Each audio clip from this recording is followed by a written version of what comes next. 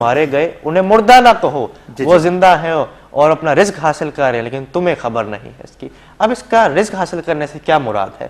اس سے مراد یہ ہے کہ جو ان کی ذات ہے، جسم تو ان کا مٹ گیا ہے لیکن ذات ان کی نشو و نما پا رہی ہے وقت کے ساتھ ساتھ، اور فضا میں تحلیل ہو کر وہ میرا نعرہ تکبیر بلند کرتی جا رہی ہے۔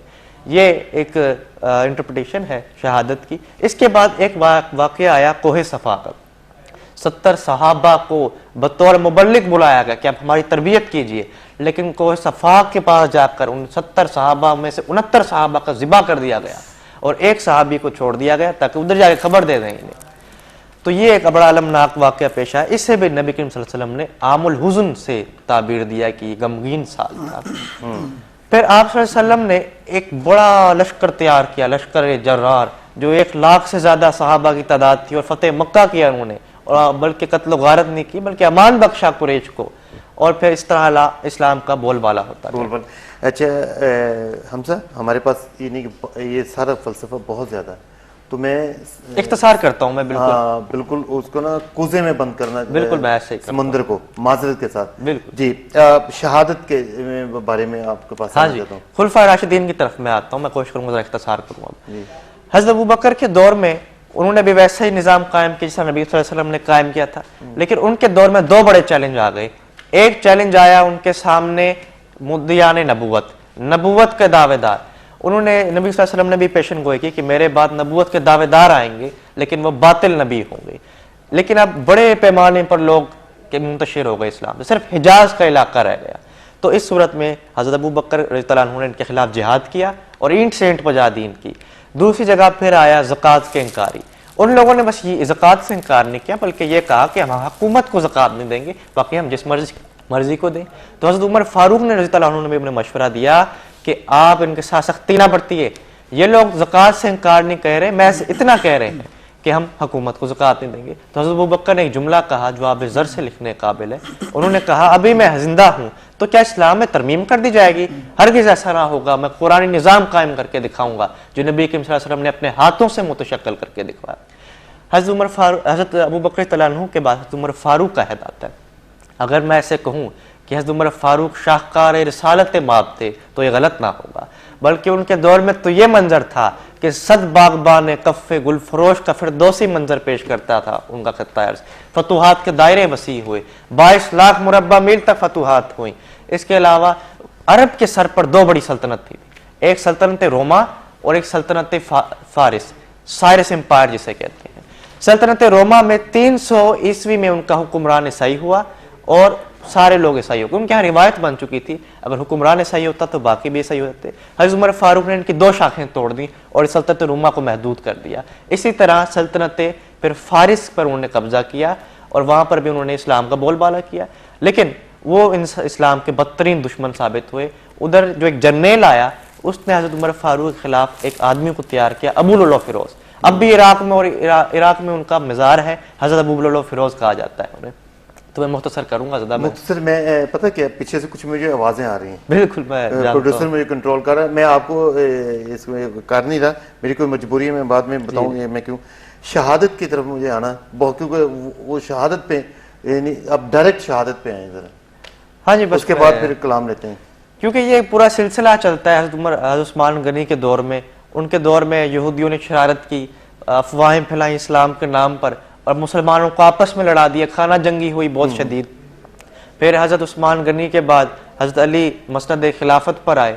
جب حضرت علی آئے تو پھر وہ آنا نہیں چاہتے تھے بیسیکلی، لیکن امت نے مصر ہو گئے سب لوگ کہ آپ کو آنا ہوگا خلافت میں۔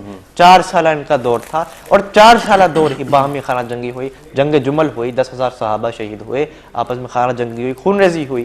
اس کے بعد جنگ صفین ہوئی جس میں 70,000 صحابہ شہید ہوئے، 1 لاکھ صحابہ کو یہودیوں نے آپس میں لڑوا دیا۔ اوکے، حضرت حسین رضی اللہ عنہ کی شہادت، ہاں جی، فلسفہ۔ پھر جب حضرت امیر معاویہ رضی اللہ عنہ آئے مسند خلافت پر تو ادھر پھر اصل مسئلہ شروع ہوتا ہے۔ انہوں نے ملوکیت کی بنیاد ڈال دی۔ کنہوں نے؟ امیر معاویہ نے۔ اوکے، انہوں نے جو پہلے تو خلفائے راشدین باہمی مشاورت سے طے پائے، خلیفہ بنے، لیکن انہوں نے زور بازو سے اپنی حکومت منوائی، خلافت منوائی۔ انہوں نے ضرور نہیں سمجھا امیر معاویہ نے امیر معاویہ نے، اس لیے ہم انہیں خلفائے راشدین میں شمار نہیں کرتے، اوکے۔ اور یہ مشکوک تو پرسنالٹی۔ یہ کس نمبر پر آئے تھے امیر معاویہ، کس نمبر پر؟ یہ حضرت علی کے بعد آئے، پانچویں؟ ہاں جی پانچویں نمبر۔ پھر ایک جرنیل آیا، انہوں نے انہیں مشورہ دیا کہ جو پرانے صحابہ تھے وہ تو شہید ہو گئے، اور جو رہ گئے ہیں وہ بزرگ ہو چکے ہیں، تو اب جو نئے مسلمان ہو رہے ہیں وہ غیر تربیت یافتہ ہیں، انہیں نہ ثقافت کا پتہ نہ تہذیب کا پتہ ہے، تو لہٰذا یزید کو ولی عہد مقرر کریں۔ تو اس نے کہا ہاں بالکل ٹھیک کہہ رہے ہو، تاکہ امت میں انتشار پیدا نہ ہو جائے۔ ادھر ہی انہوں نے ملوکیت کی بنیاد ڈالنا شروع کر دی۔ ملوکیت کیا ہے دراصل میں؟ ملوکیت صرف یہ نہیں ہے کہ باپ کے بعد بیٹا مسند پہ آئے، خلافت پہ آئے، پھر اس کا بیٹا آئے، بلکہ یہ ہے کہ محکومیت قائم کی جائے۔ جب محکومیت قائم کی جائے گی وہاں سرمایہ دارانہ نظام بھی رائج ہو جائے گا، سرمایہ دارانہ نظام کے ساتھ رہبانیت کا اثر بھی اس پہ غلبہ پا جائے گا، تو اس طرح پھر یہ بالکل قرآن سے منقطع ہو جائے گا یہ نظام۔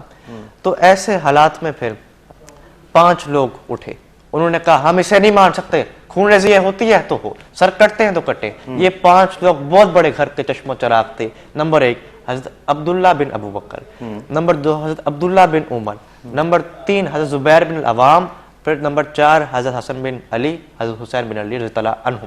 یہ وہ لوگ تھے جنہوں نے انکار کیا۔ حضرت معاویہ نے زبردستی نہیں کی ان پر، بلکہ انہوں نے کہا تشدد کیا، انہوں نے کہا چلو ایسا عرصہ گزرنے دو، ابھی تو یہ ویسے ٹیمپریریلی ہم نے اسے قائم کر رکھا ہے۔ 10 سال کا عرصہ گزر گیا۔ اس کے بعد پھر 3 لوگ ہٹ گئے پیچھے، انہوں نے کہا چلو ٹھیک ہے، اب جس طرح سلسلہ چلتا ہے چلنے دو، نہ خون ریزی ہوئی۔ لیکن حضرت امام حسین اٹھ کھڑے ہوئے، انہوں نے کہا ہم ہرگز برداشت نہ کریں گے ایسے سسٹم کو جو اسلام کی اسپرٹ کو ڈیفیوز کرے۔ اگر یہ ایسا ہوا تو آگے بھی پھر ملوکیت ہی قائم رہے گی، خلافت کی اسپرٹ ڈیفیوز ہو جائے گی جو قرآن کی اسپرٹ ہے۔ تو اقبال نے بھی کہا چوں خلافت را رشتہ از قرآن گسیخت، جب خلافت کا رشتہ اسلام سے ختم ہو گیا، حریت زے ہر اندر کام ریخت، تو جب اسلام میں حریت کی نگاہ باقی نہ رہی، تو ایسے حالات میں ہوا یہ کہ خاص جلوائے خیر الامم، تو حضرت حسین رضی اللہ عنہ قرآن کا علم لے کر اٹھے، حق کا علم لے کر اٹھے، چوں حباب باراں قبلہ در شکم، اور پھر وہ انہوں نے ایک گھنگور گھٹا کی طرح اٹھے، اور انہوں نے کربلا کی زمین تھی اسے برس کر لالہ زار بنا دیا اسے۔ یہ اقبال کے اشعار ہیں، وہ اسی کے عکاسی کر رہے ہیں اقبال بھی۔ تو پھر ہوا یہ کہ اس دور میں حضرت امام حسین حضرت زبیر بن العوام مکہ مکرمہ چلے گئے۔ جب وہ مکہ مکرمہ گئے تو انہوں نے پھر حضرت مسلم بن عقیل کو بھیجا، رضی اللہ عنہ کو بھیجا کہ آپ جا کر کوفہ میں جا کر لوگوں کی بیعت کیجئے، ہم یزید سے ایگریمنٹ کریں گے اس بات پہ، اسے ہم معاہدہ کریں گے۔ جب وہ کوفے گئے تو حضرت مسلم بن عقیل نے بڑے پیمانے پہ ہزاروں تعداد پہ لوگوں کی بیعت لے لی۔ اب انہوں نے خط بھیجا حضرت امام حسین کو کہ آپ مطمئن ہو جائیں، اب لوگ بیعت کر چکے ہیں ہماری۔ حضرت امام حسین بھی مطمئن ہو گئے، اور وہ قافلہ لے کر 72 نفوس کا قافلہ لے کر چل پڑے ہوئے، زیادہ پیما ہوئے۔ اب ادھر سے ابن زیاد جو وہاں کا گورنر تھا اس نے اعلان کیا اگر تم ایسا کرو گے تو تم سب کو ذبح کر دیا جائے گا، تو سارے لوگ پیچھے ہٹ گئے۔ اب ادھر صرف چند سو لوگ باقی رہ گئے، 150-200 لوگ تھے۔ انہوں نے گورنر کے گھر کا حصار باندھا، اور گورنر نے انہیں پتھر مار مار کے شہید کر دیا۔ مسلم بن عقیل جنہوں نے حصار باندھا تھا، ہاں حصار باندھا تھا، اور گورنر نے اوپر سے پھر پتھر برسوائے اور انہیں شہید کروا دیا۔ اب حضرت مسلم بن عقیل نے اپنے جو معتبر آدمی تھا اسے یہ خط لکھا کہ امام حسین کو یہ پہنچا دینا کہ الکوفی ولا یوفی، کہ جو کوفی ہے وعدہ خلاف ہوتا ہے، وہ اپنے وعدہ عہد شکن ہے کوفی۔ تو جو جس شخص سے انہیں پناہ دی تھی حضرت مسلم بن عقیل، اسے بھی شہید کر دیا گیا۔ خیر ایک معتبر آدمی حضرت امام حسین تک پہنچا اور اس نے یہ لیٹر پہنچایا۔ حضرت امام حسین بہت افسوس ہوا انہیں اور صدمہ پہنچا۔ اب انہوں نے ارادہ کر لیا میں واپس پلٹتا ہوں۔ بیٹا آڑے آ گیا حضرت مسلم بن عقیل کا کہ نہیں ہم قصاص لیں گے حضرت مسلم بن عقیل کا۔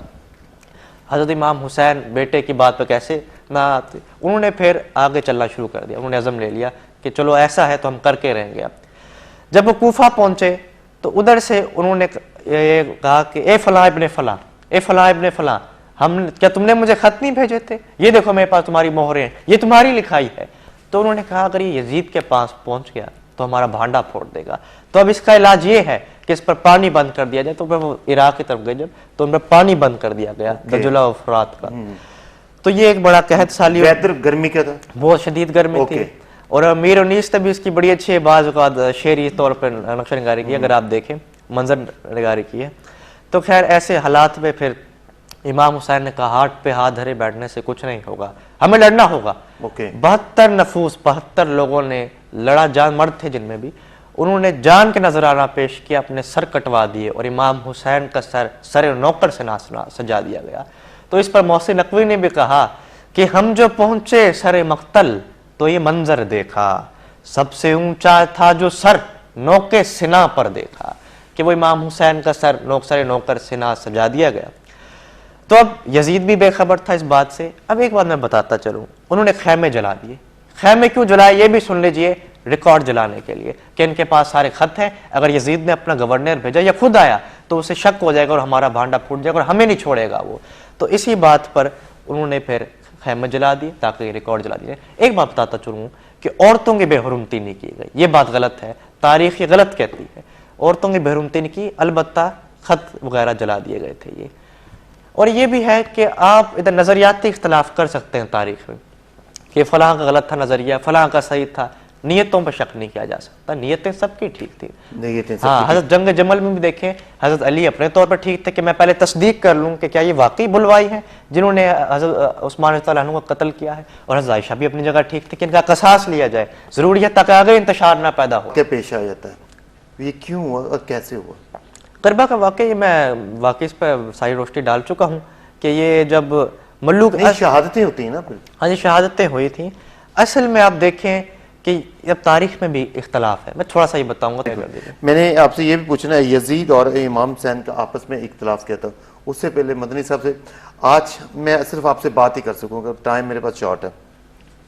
آپ اسلام زندہ ہوتا ہے ہر کربلا کے بعد, اس میں شارٹ ٹائم میں آپ روشن میں یہی عرض کروں گا کہ اسلام اگر تاریخی اعتبار سے دیکھا جائے قرآن و حدیث کی روح سے تو سرکار رضی اللہ عنہ, ان کا آپس میں اختلاف تھا کوئی؟